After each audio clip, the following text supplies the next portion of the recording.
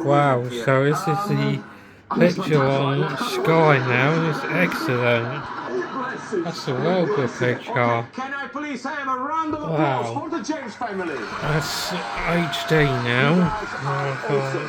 Are you ready to make your appointments? We are indeed. Yes. Okay, let's meet family number 2. What channel I can show? Against Liverpool today at Anfield, they somehow got themselves back into it with Richarlison scoring his first goal for Spurs in the Premier League to make it 3-3 with about 2 or 3 minutes of injury time left if possible, and yet still time for Liverpool to get a winner. You're not going to win anything if you're 3-0 down every week, are you? Whatever you do, however well you play to get back into the game. All sorts of problems at Tottenham Hotspur. Elsewhere, Bournemouth can't stop winning at the moment, and they've put Leeds away, and Leeds United now deep in trouble once more. 4-1 for Bournemouth today. Manchester United, Fernandes, terrific goal. It was the only goal of the game. Really good speakers as well. Their chances, but it wasn't to be today. And as far as the Scottish Cup was concerned, Celtic are through to the final, having beaten Rangers by a goal to nil. Southampton, the other side that somehow thought they got an opportunity still to escape, were 1-up at Newcastle United, but 3 goals in 7 minutes means that Newcastle United continue on their quest for European Cup football next season. Only one place to start though, and that was matters at Anfield today. Delighted to say that former Liverpool goalkeeper Chris Kirkland is with us, and the former Spurs defender Chris Perry is with us too. Hi guys. No holder control for this one. Evening, okay? Oh yeah, I'm okay. How are you, Chris Kirkland, first of all? Yeah, good. It was just got back from the game, so yeah, obviously very entertaining. Looked as though it was going to be a breeze the first 15 minutes. You know, it could have been anything, but credit to Spurs. You know, they got back into it after an awful start from them, but yeah, thankfully in the end we managed to get the goal that won it, and probably deserved as well overall. I mean, those are the sort of games, Chris, as well, that we love when we don't have to worry about either side and what they do. But for Spurs, this is getting a habit they don't want to get into, isn't it?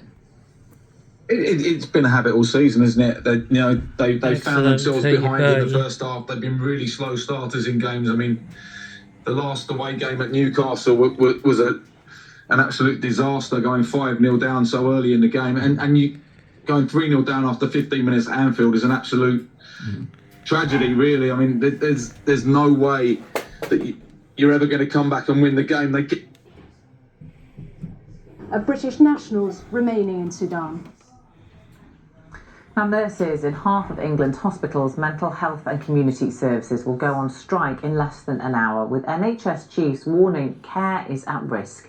The Royal College of Nursing Union has called on the government to return to pay talks. The Health Secretary Steve Barclay has expressed disappointment over the escalation. HD, really good. The long-running dispute goes on. Nurses from the RCN first walked out in December. They were back on the picket lines in January, and then again the following month. No flicker. And from 8 o'clock tonight, their action is being ramped up. For the first time, some nurses who work in emergency departments, intensive care units and cancer care at affected hospitals in England are due to walk out. But following concerns from some hospitals, like Great Ormond Street, which treats children in London, the union has now agreed to raise staffing levels nationally in some key areas during the strike to preserve life and limb. It insists, though, this won't be business as usual. We have actually agreed a number of national exemptions, including intensive care units, emergency departments, neonatal units, paediatric intensive care and others. So let's not scare the public this morning by saying that nursing is being reckless on this one day of strike. They most certainly are not. What do we want? Senior nurse Rianne Wheater will be among those walking out again. She says it's an indication of how low morale has sunk. 25 years I've worked in the NHS and I've never seen or felt anything like this. Never. It's heartbreaking. This one was better than the 37-inch Panasonic I sold the other week that used to be there. Definitely. It's horrible. And none of us want this for patients. Some members of the Unite union, including ambulance workers and paramedics, will also be on strike. They, like the RCN, rejected a 5% pay offer plus a one-off payment. But the Health Secretary says the latest action risks patient safety. I welcome that exemptions have now been put in place for intensive care and also for the emergency department, but it's still the case there will be significant disruption to patients, and I think that is disrespectful to the other trade unions that are part of the NHS Staff Council, who will be meeting on Tuesday in order to vote on the fair and reasonable settlement that we agreed with them some weeks ago.